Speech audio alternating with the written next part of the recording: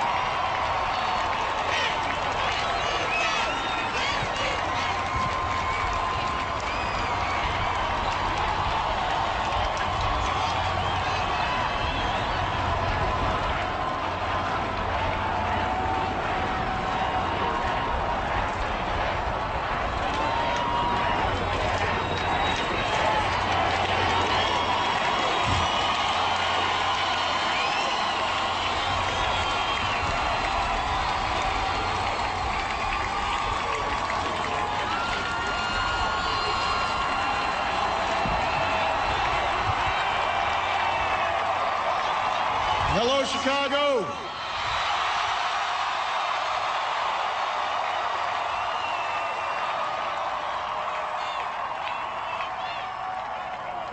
If there is anyone out there who still doubts that America is a place where all things are possible, who still wonders if the dream of our founders is alive in our time, who still questions the power of our democracy, tonight is your answer.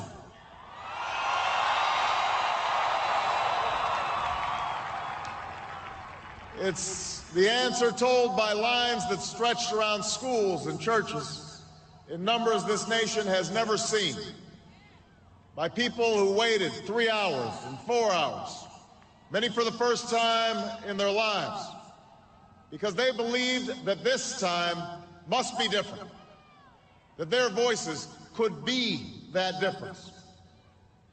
It's the answer spoken by young and old, rich and poor, Democrat and Republican, black, white, Hispanic, Asian, Native American, gay, straight, disabled and not disabled, Americans who sent a message to the world that we have never been just a collection of individuals or a collection of red states and blue states. We are and always will be the United States of America.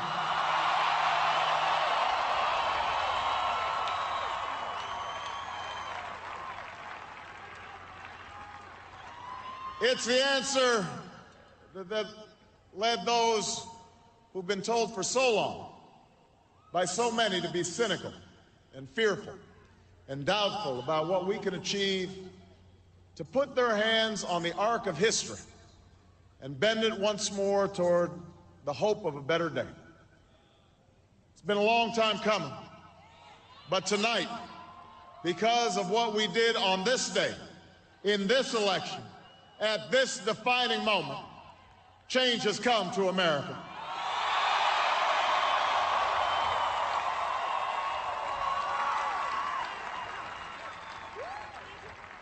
A little bit earlier this evening, I received an extraordinarily gracious call from Senator McCain. Senator McCain fought long and hard in this campaign, and he's fought even longer and harder for the country that he loves. He has endured sacrifices for America that most of us cannot begin to imagine. We are better off for the service rendered by this brave and selfless leader. I congratulate him. I congratulate Governor Palin for all that they've achieved, and I look forward to working with them to renew this nation's promise in the months ahead.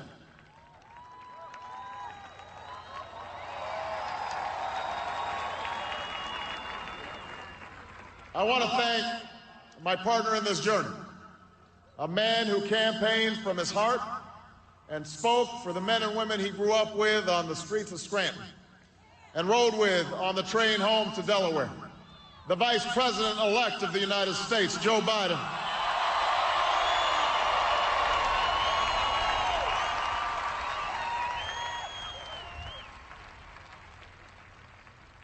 And I would not be standing here tonight without the unyielding support of my best friend for the last 16 years, the rock of our family, the love of my life, the nation's next First Lady, Michelle Obama.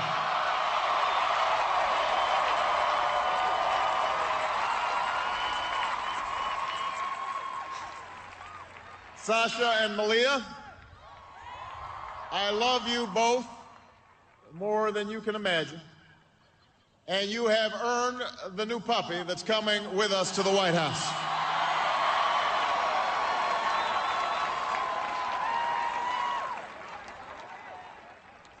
And while she's no longer with us, I know my grandmother's watching, along with the family that made me who I am.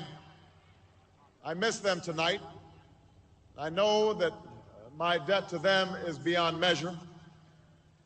To my sister Maya, my sister Alma, all my other brothers and sisters, thank you so much for all the support that you've given me. I'm grateful to them.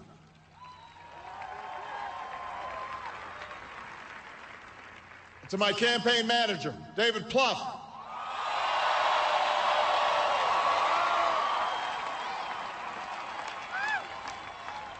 the unsung hero of this campaign, who built the best political campaign, I think, in the history of the United States of America. To my chief strategist, David Axelrod, who's been a partner with me every step of the way. To the best campaign team ever assembled in the history of politics, you made this happen, and I am forever grateful for what you've sacrificed to get it done. But above all, I will never forget who this victory truly belongs to. It belongs to you. It belongs to you. I was never the likeliest candidate for this office. We didn't start with much money or many endorsements. Our campaign was not hatched in the halls of Washington. It began in the backyards of Des Moines, in the living rooms of Concord, in the front porches of Charleston. It was built by working men and women who dug into what little savings they had to give $5 and $10 and $20 to the cause. It grew strength from the young people who rejected the myth of their generation's apathy, who left their homes and their families for jobs that offered little pay and less sleep. It drew strength from the not-so-young people who braved the bitter cold and scorching heat to knock on doors of perfect strangers, and from the millions of Americans who volunteered and organized and proved that more than 2 centuries later, a government of the people, by the people, and for the people has not perished from the earth. This is your victory.